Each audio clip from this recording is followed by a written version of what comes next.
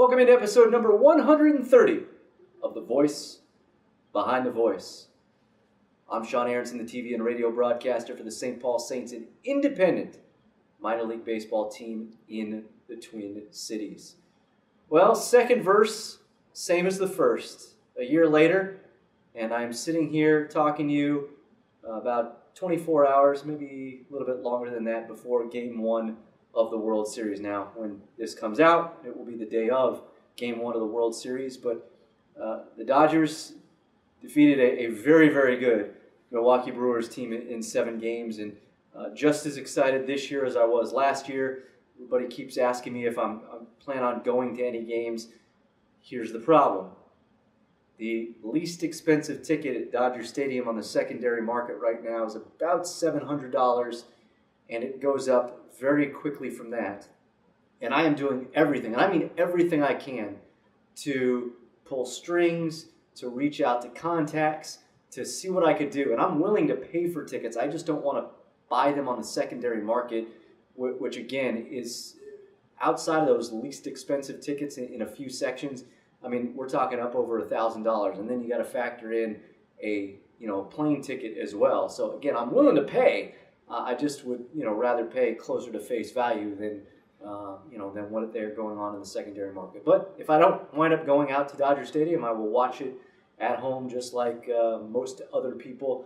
But it's extremely exciting. Everybody knows my allegiance towards Los Angeles teams, the Dodgers, the Lakers, the Kings.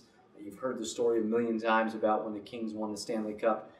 It would be very similar if the Dodgers were to win the World Series for the first time in 30 years. And I'm hoping it's going to happen this year. I'll tell you what, they are about to run into a juggernaut, a buzzsaw of a team in the Boston Red Sox. This is going to be a heck of a series. The betting favorites right now are the Red Sox, which really tells you how much of a favorite they are. LA teams usually get a bump in Vegas just because they're so close to Los Angeles. And so the odds usually will come back towards LA teams because a lot more money will come in on Los Angeles teams. And yet for the Red Sox to still be a betting favorite in this series tells you how good of a team they actually are. But it gets started on Tuesday night. I cannot wait for it to get started. And like I said, I just hope this is the year, 30 years of waiting. And I'm sure Red Sox fans out there say, look, we went much longer than that before we got our first, but now it seems like they win one every other year. So with that said, let's get into episode number 130. It is Fred McLeod of the Cleveland Cavaliers. It's great to sit down with these guys, and Fred was extremely kind. We sat down at the team hotel that they stayed at, and just as they got into town, and he was kind enough to give me his time just as they got there. And a lot of these guys will do that. And, you don't understand. I know the travel everyone thinks about, flying on these private charters and then not really having to handle their baggage and getting fed and all that. But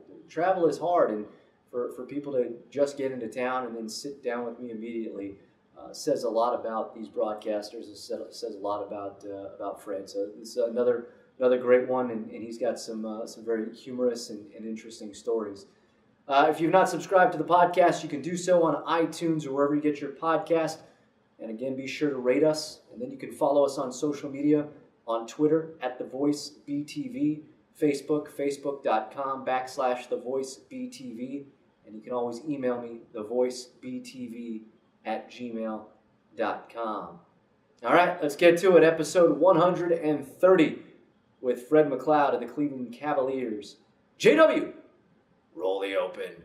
The fan base in Cleveland is just as dedicated as those two cities. It's just happenstance. It's bad luck. You can call it the curse. And, so finally in 2016 we removed that curse. And for generations who had never known what it was to feel like.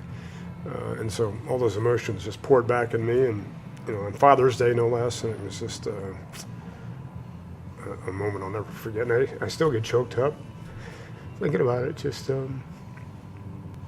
It just meant so much to people.